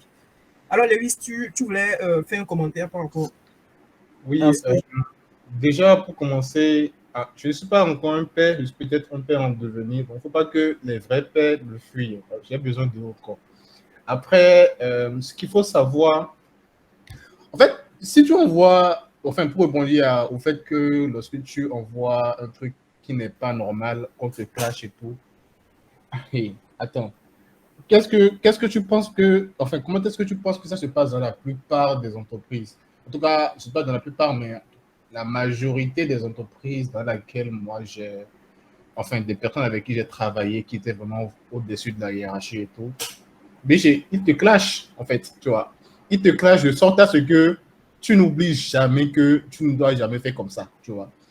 Ça te permet, ça, tout dépend de la manière dont tu le prends. Il ne faut pas le prendre du type, c'est une insulte ou genre, Non, en fait, je ne le prends pas. En fait, si je devais le prendre comme ça, en fait, moi, je suis non, quelqu'un, je, j'apprends de tout le monde. Mais jusque tu as un niveau donné, tu vois, quand tu fais les choses plusieurs fois, à un niveau donné, toi-même, tu sais déjà, au fait, les gens avec qui, les gens, tu sais déjà, quand tu poses un problème, les gens qui peuvent potentiellement te répondre. Donc, directement, oui, mieux vaut aller dans l'inbox directement que de publier ça ou voilà quoi, tu vois. laisse-moi finir le développement, s'il te plaît. Mais du coup, cette manière de fonctionner, ça se passe en fait dans la plupart des entreprises avec les seniors. Bon, aujourd'hui, on a beaucoup de seniors qui sont vraiment conciliants, gentils et qui sont vraiment patients par rapport à ce que aux bêtises que tu fais ou aux trucs que tu fais mal. C'est vrai que c'est ce qui se passe aujourd'hui. Mais tu tombes sur des seniors, tu fais un truc très bizarre, il te tag en fait dans un channel et il te dit c'est quoi ça, mais il commente à PR pour te dire lolo MDR ou bien qu'est-ce que tu racontes, des phrases en fait qui sont vraiment choquantes et tout. Faut pas prendre ça en mal, hein, en vrai.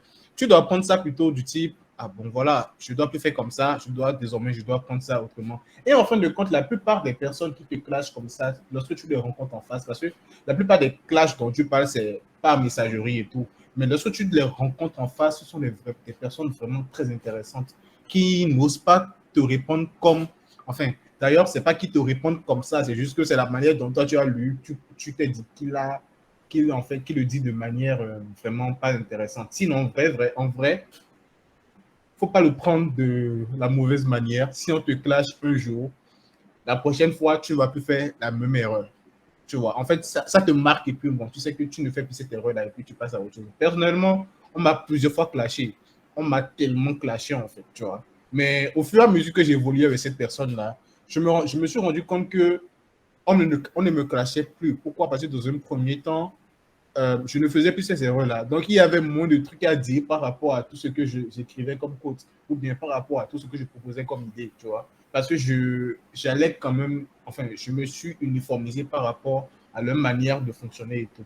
Mais si tu te dis que, bah, il t'a clashé et tout, que tu le prends en mal et que tu mets cette personne dans une blacklist, tu ne pourras pas évoluer en vrai. Tu ne pourras pas comprendre ce qu'il essaie de te passer comme information plus tard, en fait, tu vois.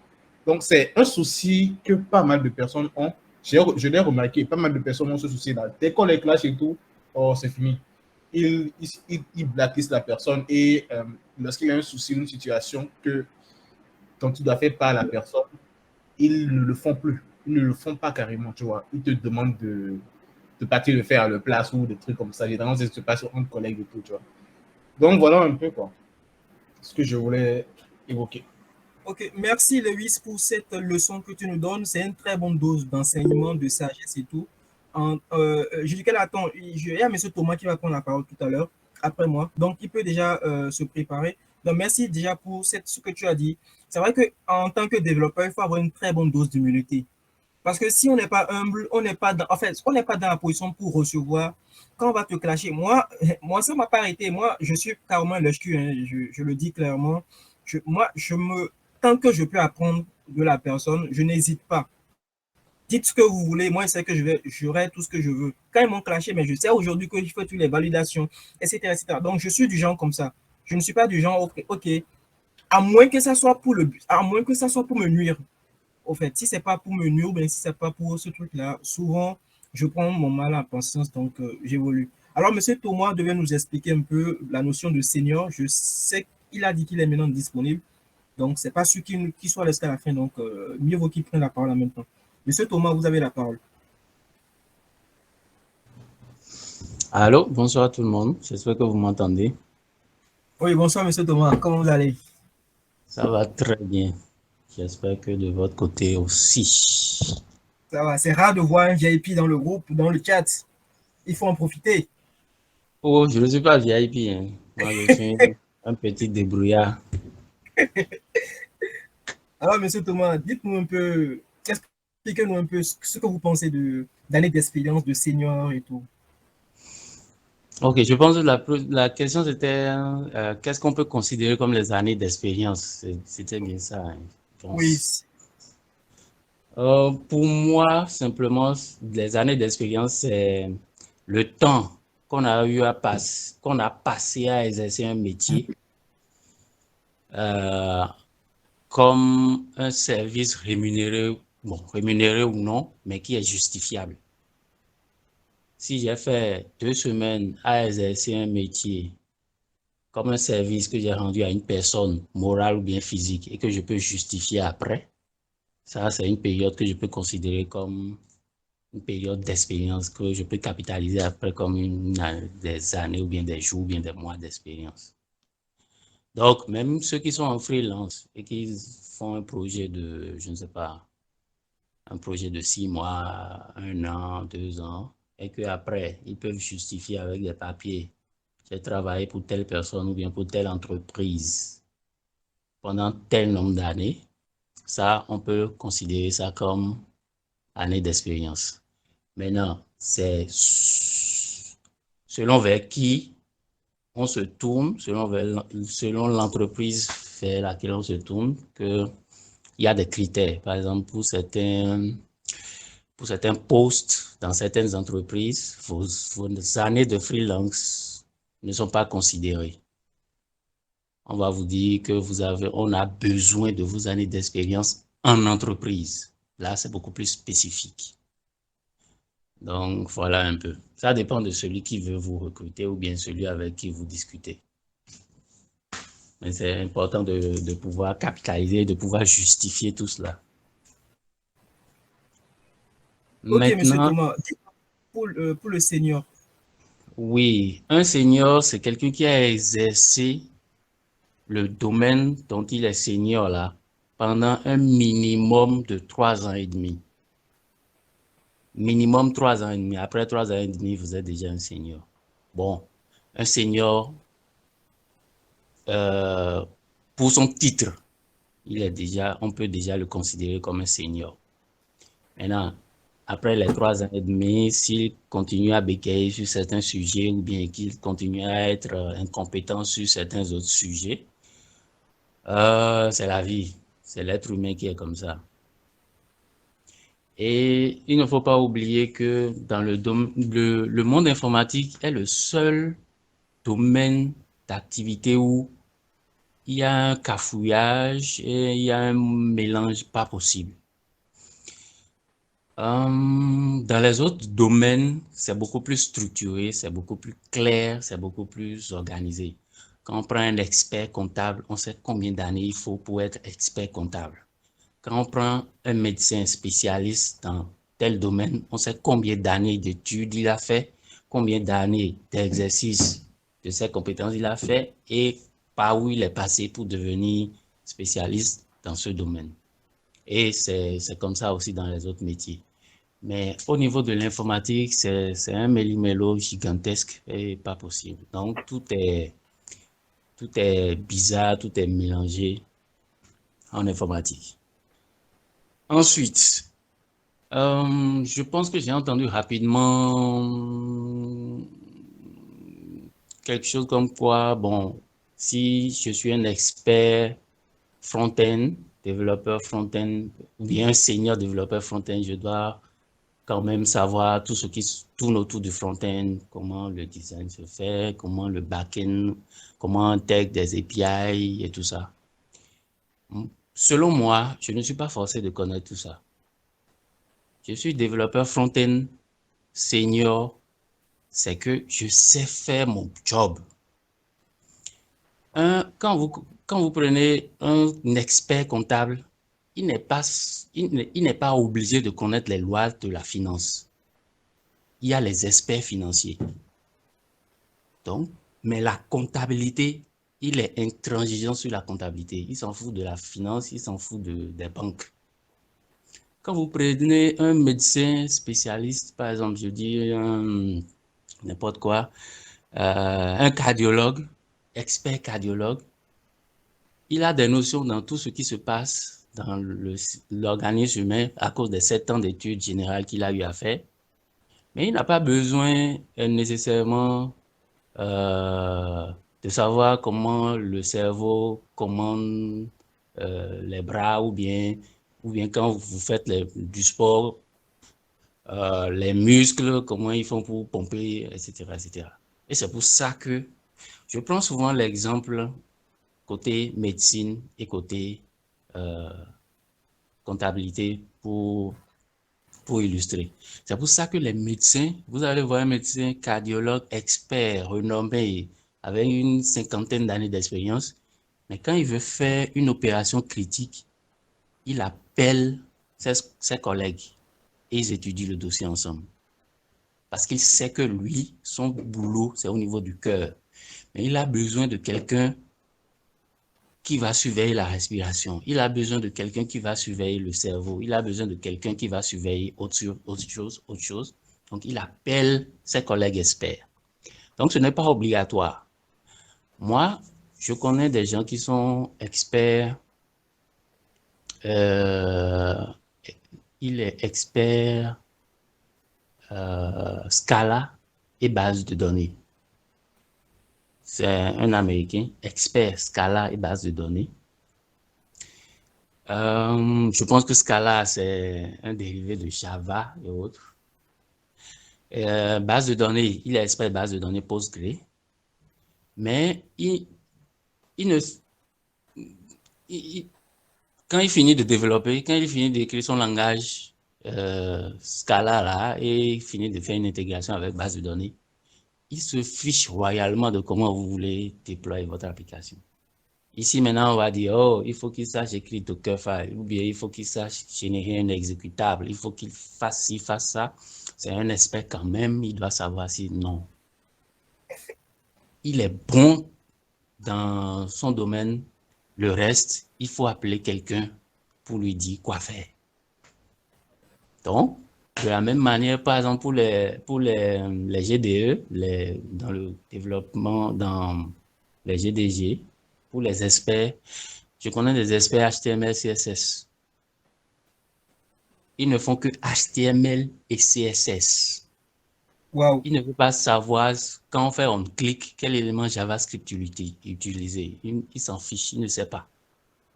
Quand on fait, je ne sais pas, si on veut ouvrir automatiquement un drop-down, des trucs du genre, si ce n'est pas faisable nativement en API HTML ou bien avec les propriétés CSS, il ne sait pas faire ça. Vous lui dites qu'il faut faire Axios ou bien Fetch pour contacter une API, le gars s'en fiche royalement parce qu'il ne sait pas faire.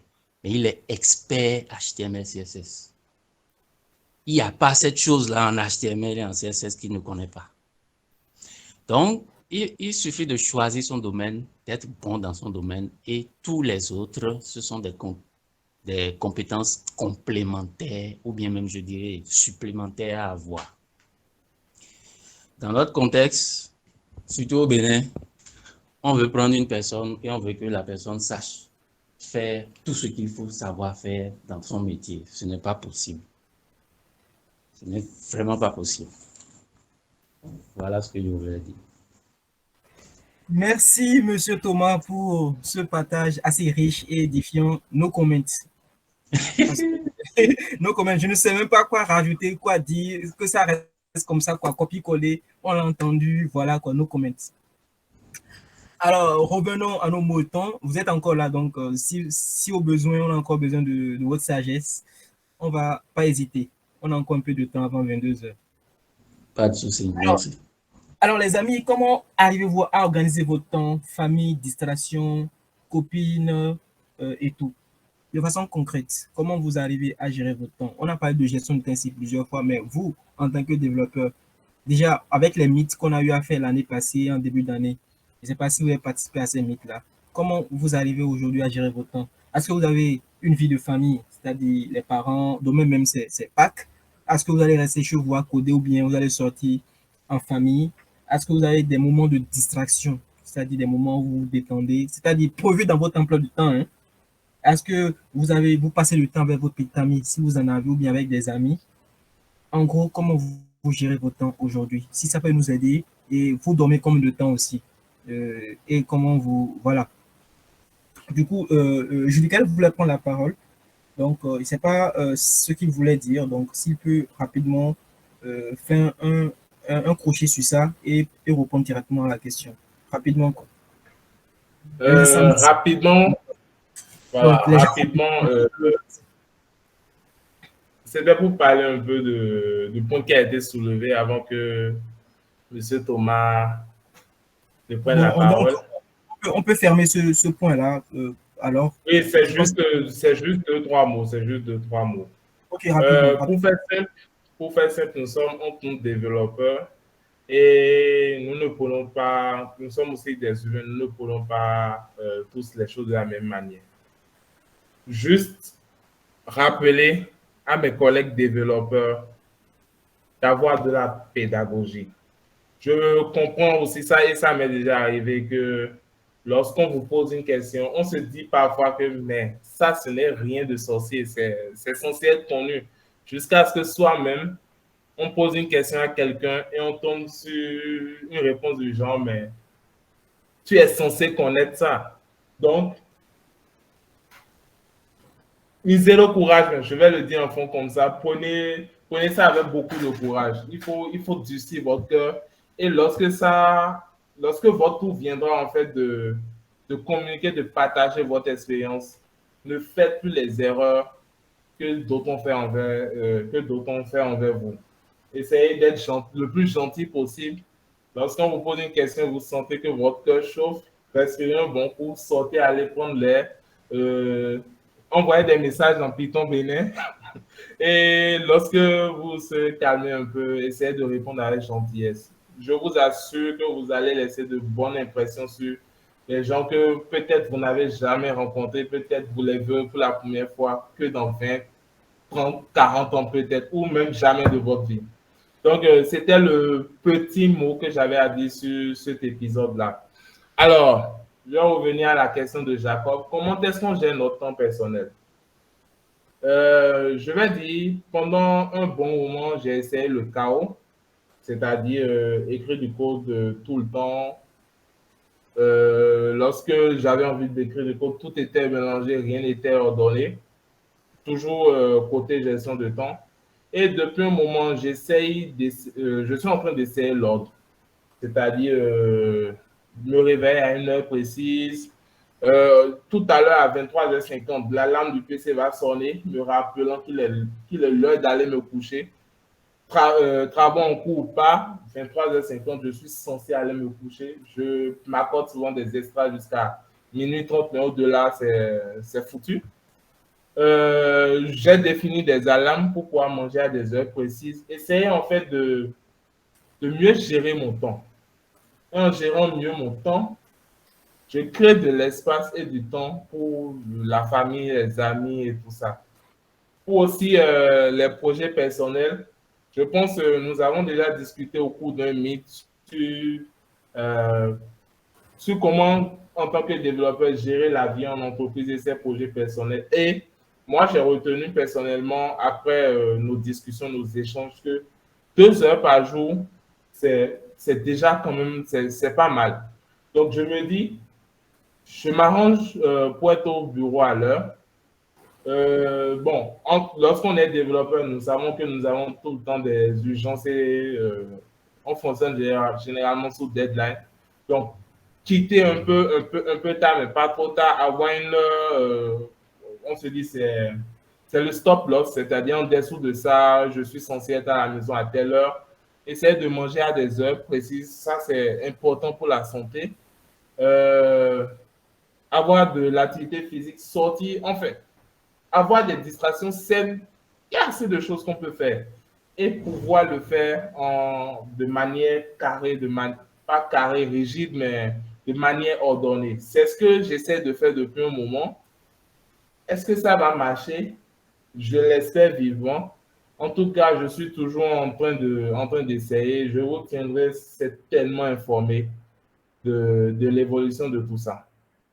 Maintenant, par rapport au volet famille, j'ai de la famille à Porto-Novo, donc je fais l'effort de rentrer le maximum de week-ends, même s'il y a des week-ends, c'est compliqué. Je suis censé participer à ce meet depuis Porto-Novo, mais actuellement, je ne suis pas à Porto-Novo, donc vous imaginez, mais demain, à la première heure, direction Porto. Donc, essayez de trouver du temps pour pouvoir le consacrer à la famille parce que la vie ne se résume pas au code. La vie ne se résume pas qu'à l'argent et il y a autre chose en dehors de ces deux-là. Voilà un peu ce que j'avais à dire sur ce sujet. La vie ne se résume pas au code, la vie ne se résume pas à l'argent. Merci Julie Gaël pour ton partage. Alors Lewis, dis-nous un peu comment toi tu fais. Niveau gestion du temps, personnellement, je ne suis pas très compliqué à ce niveau. Je pense que la première des choses, déjà, c'est de se connaître soi-même, savoir connaître nos habitudes et s'il faut les modifier et autres. Au début, lorsque j'étais à mes débuts, c'était vraiment compliqué parce que je ne faisais que coder, tu vois. Ce n'était que le code, quoi, tu vois. Mais à un moment donné, j'ai commencé par avoir des reproches venant de même partout, hein, de la famille, de certains amis et tout, que je ne fais que coder, que je ne demande d'après personne ou un truc comme ça. Ou même que moi, qui suis là, ça, à un moment donné, a affecté ma santé mentale parce que je n'étais que dans le code, je n'étais que dans les bugs et autres. Mais du coup, à un moment donné, ce que j'ai dû faire, c'est que je me suis calmé. J'ai commencé par définir les priorités parce que dans tout ce qui est gestion du temps, si tu n'as pas défini une priorité par rapport à tout ce que tu as fait, tu ne peux pas respecter ton emploi du temps. C'est pas possible, en fait. Donc, la première des choses, c'est que j'ai défini une priorité par rapport à tout mon environnement. Je veux dire que, par exemple, tout ce qui est tâche au bureau est prioritaire. Genre, il y a sa place, ça peut être la première place. Tout ce qui est famille, peut-être peut prendre la deuxième place. Tout ce qui est vie externe et tout, troisième place et tout, tu vois. Donc, en fonction de la priorité, je sais comment programmer mes mois, mes journées ou même une période donnée. Donc, en gros, quand je commence la journée, déjà le matin, comme je l'ai dit tout à l'heure, je fais le résumé de tout ce que j'ai à faire, je regarde les notifs et tout. Et c'est toujours bien de prier. Hein. Faut toujours prier. Donc, je commence déjà la prière. je compte à jeûner par la prière. C'est 5 minutes, ça prend pas beaucoup de temps, ça tue personne. Après, quand je finis ça, bah, je fais déjà le point sur tout ce qui est notification, qui je dois répondre, à qui je dois parler plus tard et tout. Et toujours là, vu que je me réveille un peu plus tôt, je prends généralement de 7h à 8h30 par là. Je travaille généralement sur des projets perso s'il n'y a pas de bug. Enfin, s'il n'y a pas de bug au boulot, ou s'il n'y a pas des trucs vraiment que je dois faire, de toute urgence, je travaille sur des projets perso pendant 1h, 1h30. Et bah, je me prépare déjà peut-être au boulot à 9h ou plus. Et puis, voilà, le soir, je rentre. Quand je rentre, je ne vais pas directement en chambre pour coder et tout. Je fais un tour d'abord pour voir la famille parce qu'ils ne sont pas vraiment loin de là où j'habite, tu vois. Je fais un tour, je passe 2 heures avec eux le soir. Là, c'est au plus à 21h, 22h. Je les laisse pour rentrer chez moi et puis, bah, je continue tout ce qui est, je vais de ma base besoin, quoi. Je fais tout ce qui est code ou tout ce que j'ai à faire et tout. Généralement, après avoir vu la famille, je finis ce que je n'ai pas pu terminer en journée. Là, si tu vois. Ça peut être des messages auxquels j'ai pas pu répondre, ça peut être des trucs que j'ai pas pu toucher à temps, ou en tout cas tout ce qui est à faire et que je n'ai pas fait, tu vois. Maintenant, je me couche aux environs de 1h, 1h, voilà, 1h, 0h30, 1h, au plus. Je ne force pas. Quand je suis fatigué, je vais me coucher. Parce que tout ce que j'écris après, que je sois fatigué ou que je somnole, n'est pas bon. Généralement, c'est ce que j'ai remarqué. Donc, voilà, c'est une question de priorité. Donc, quand tu me parles d'activité physique et autres, je pense que tout et chacun, on a tous le temps pour ça. Hein. C'est juste que ce n'est pas une priorité de notre vie actuellement. Donc, on ne taille pas vraiment d'importance par rapport à ça. Donc, lorsque la priorité va monter pour ce qui est activité physique et autres, je vais mettre à jour un peu le temps et continuer. Donc, on retient que dans un premier temps, c'est une question de priorité, tout ce qui est gestion de l'emploi du temps. Si c'est prioritaire pour toi, forcément, tu vas avoir le temps pour ça. Et, bah, et il faut forcément avoir du temps pour la famille, pour prier. Voilà. En résumé, c'est ce que je peux dire. Ok, en gros, de ton partage, on peut juste retenir que tu as défini un certain nombre de priorités. Ouais. Ok. Donc, en fonction de chaque chose, tu sais où aller, tu sais quelle décision prendre, etc., etc.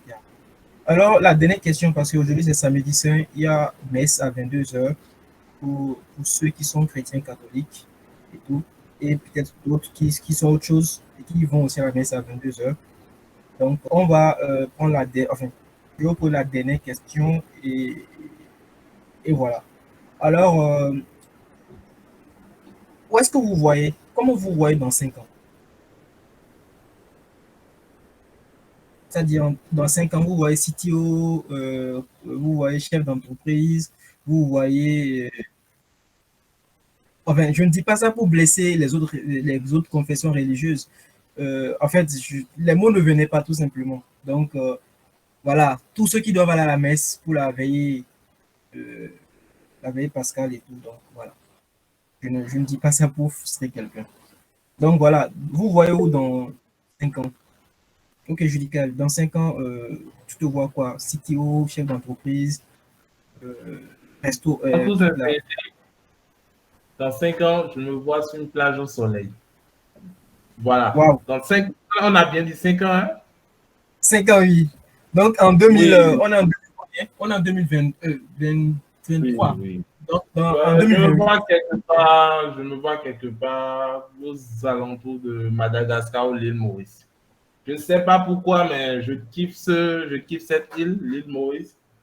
Et je me dis que si la connexion là-bas est correcte, plaise à Dieu et plaise à la Providence, je serai là-bas dans 5 ans. Peut-être à écrire du code au soleil, parce que le code et moi, c'est une vieille histoire. Je ne peux pas arrêter d'écrire du code du jour au lendemain. Mais juste être dans un bon cadre, pas forcément à l'île Maurice, mais c'est ce que je souhaite, être dans un bon cadre, euh, faire du bon, écrire du bon code, avoir, comme on le désire tous, des revenus passifs. Bref, profiter du temps et profiter de la seule vie qui nous a été donnée. Ok, tu aurais déjà égrené 5 ans de souffrance, donc après 5 ans, tu penses pouvoir en profiter pleinement. Tu as absolument tout compris. Des 5 millions ans de labeur et pendant ces 5 ans, faire beaucoup de choses. D'où l'importance pour moi de tester maintenant l'ordre, de vraiment travailler de manière un peu carrée pour pouvoir savoir où je mets les pieds, comment je gère mon temps et tout ça.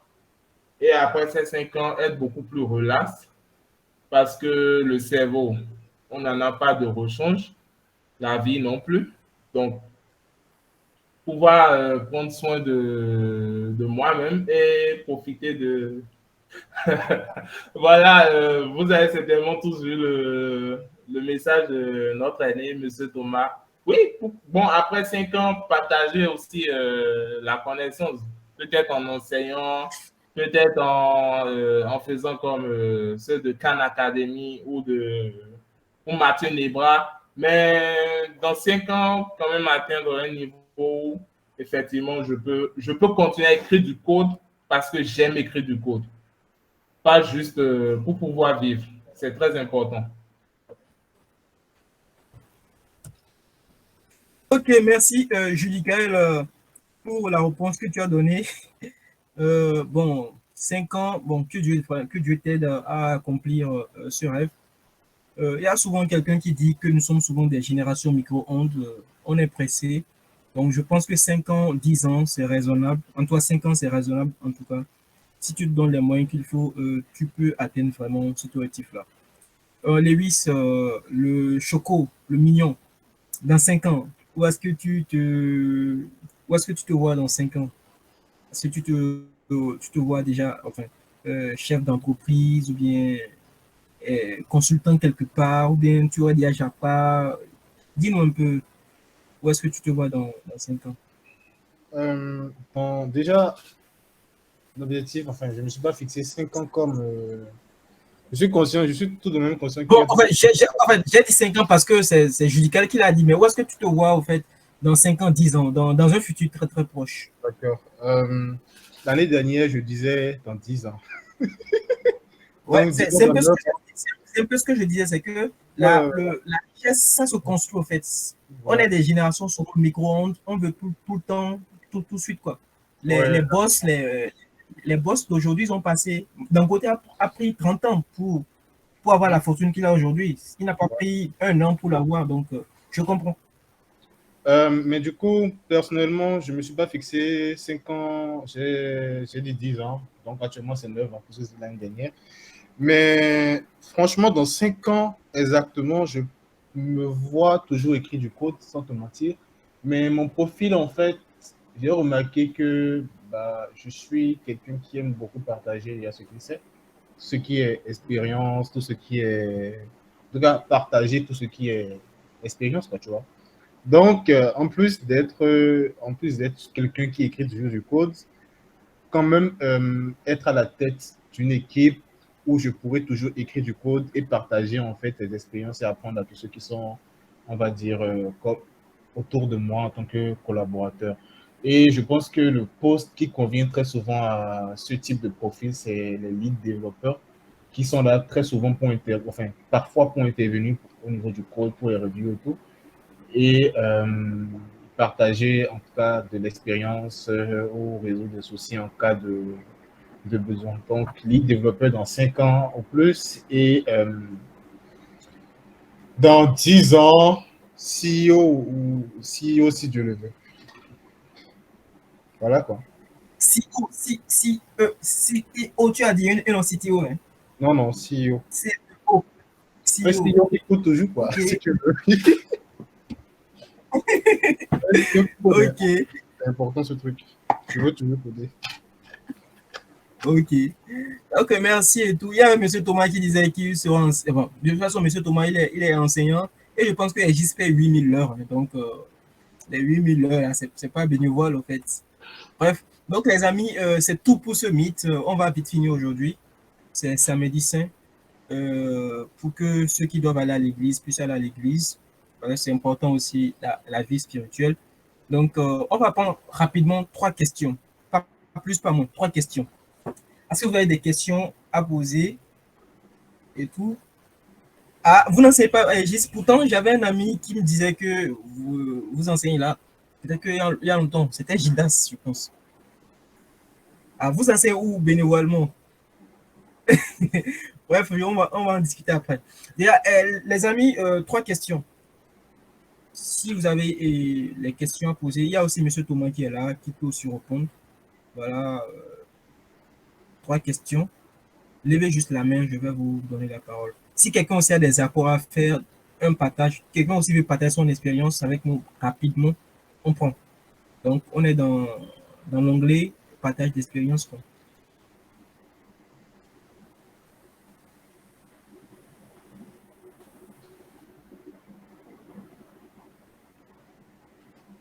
Tac, tac, tac.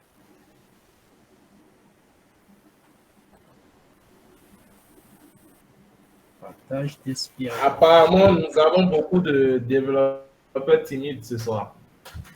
Bon, en fait, les développeurs que nous avons, c'est les développeurs Lewis, en fait.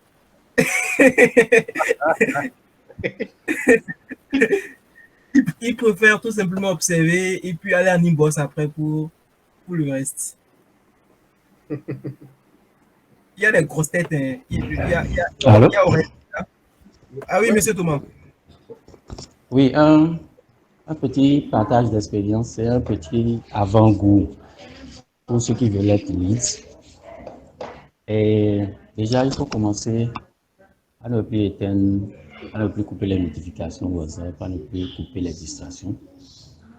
Parce que quand vous êtes lead, vous aurez à beaucoup bavarder, à beaucoup discuter avec vos collaborateurs et c'est considéré comme des distractions. Moi, avant d'arriver à Rightcom, oui, j'étais focus. Bon, quand je viens, je m'assieds, je me concentre, je travaille, je bosse dur, je coupe WhatsApp, je coupe tout. Mais depuis que je suis Head of Engineering à Rightcom, il ne peut pas se passer 15 ou 20 minutes sans que quelqu'un ne vienne. Hey Thomas, on a besoin de ci. Thomas, on a besoin de ça. Est-ce que je peux faire ci? Est-ce que tout le temps. Je ne dis pas que ce sera forcément comme ça, mais il y aura des jours où vous serez beaucoup plus perturbé même que si vous avez vos notifications WhatsApp actives, vous avez vos réseaux sociaux actifs et tout ça. Donc, si vous vous disciplinez déjà à ne pas être embêté par ça, quand vous serez lead, vous allez devoir réapprendre à être tout le temps interrompu dans votre concentration. Donc, c'est une petite case à cocher qu'il ne faut pas oublier. Il faut mettre ça dans un coin dans vos plannings. Merci. Ok, merci, monsieur Thomas. Effectivement, bon, en fait, moi, c'est un cas à part. C'est un cas à part parce que moi, je suis dans une entreprise, on n'est que 2. Donc, je suis celui qui a plus d'expérience que l'autre. Donc, du coup, pas la force des choses, je suis en griffe le petit lead. Effectivement, maintenant que vous parlez de ça, j'étais confronté à ce problème parce que depuis quelque temps, après toutes les mythes qu'on a eu à faire, je me suis dit vraiment que voilà, il faut couper WhatsApp et tout. Mais le boss t'écrit pas WhatsApp. Malgré qu'on a le Discord, mais lui, il décide de t'écrire pas WhatsApp. Et quand tu ne le réponds pas, et comme tu es en remote, le gars pense que tu ne bosses pas, quoi. Et ce qui fait qu'en permanence, je suis obligé d'avoir WhatsApp web. Là, quoi. Maintenant, ça, c'est un problème que j'ai. Et parfois, effectivement, ça te distrait parce que tu es tout le temps là avec le WhatsApp web. Et tu es tenté de voir les statuts, tu es tenté d'écrire dans Python Benin, parfois pour ne rien dire. Ou bien tu es le WhatsApp là, parfois, en espérant que voilà, tu ne veux pas que le boss t'écrive un message, mais le 100 secondes t'envoie un message et que tu ne réponds pas. Maintenant, est-ce que de façon concrète, vous pouvez nous dire un peu, ou même pour ceux qui aspirent, moi je suis déjà dedans, pas la faute des choses, comment vous gérez ça? Parce que moi, après tout, je suis aussi développeur, j'ai des tâches. C'est juste un titre comme ça, quoi, mais j'ai aussi des tâches, mais quels conseils vous pouvez me donner, par exemple, de façon pratique? Ou bien il faut que j'éduque le boss pour aller vers Discord forcément. Je ne sais pas si vous avez compris un peu la question. Oui, est-ce que quand tu t'appelles via WhatsApp, c'est directement sur ton numéro ou bien vous avez un groupe WhatsApp pour l'entreprise? Souvent, on écrit en inbox. Il m'écrit inbox. Ou bien m'appelle directement Ok. par WhatsApp. Alors, de temps en temps, il faut commencer à lui faire le coup les couples qui sont en dispute. Il t'écrit longtemps, longtemps, longtemps, tu lui réponds uniquement à 18h30.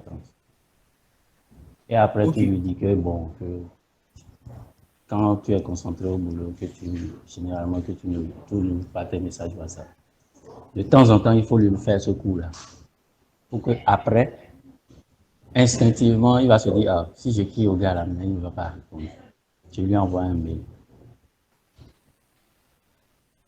ok, ok. Je pense que c'est le plus simple à faire. Merci, Monsieur Thomas. Ok, Je des t'en prie. questions.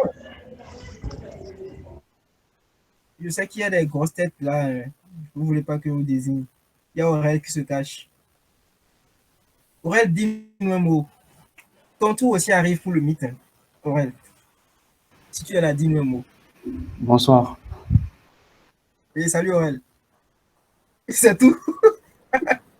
Ok, ton tour arrive de toute façon. Donc tu auras l'occasion de parler même 3 heures, quoi.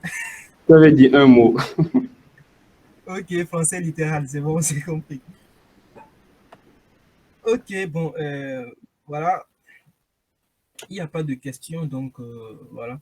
Donc voilà, on va continuer encore avec cette lancée-là. On est nombreux dans Python et tout. Il y a plein de personnes qui peuvent nous partager leur expérience. Donc, si vous êtes intéressé, n'hésitez pas à m'écrire en inbox. Je pense que mon numéro, tout le monde connaît, enfin, la majorité connaissent mon numéro. Quand vous voyez les affiches, celui qui envoie souvent les affiches sur moi. Donc, vous m'écrivez et voilà, vous dites que voilà, vous voulez partager votre expérience. Voilà, on vous inscrit dans le programme. On va faire ça pendant en tout cas un certain nombre de temps pour que les gens puissent savoir. Toi, dans la communauté, il y a des gens qui vivent telle réalité. Tout. Alors, les amis, c'était tout. C'était tout pour ce mythe. J'espère que vous l'avez apprécié. J'espère que vous avez appris beaucoup de choses de ceux qui sont passés. Moi, j'ai appris beaucoup de choses, en tout cas d'eux et tout. Donc, voilà.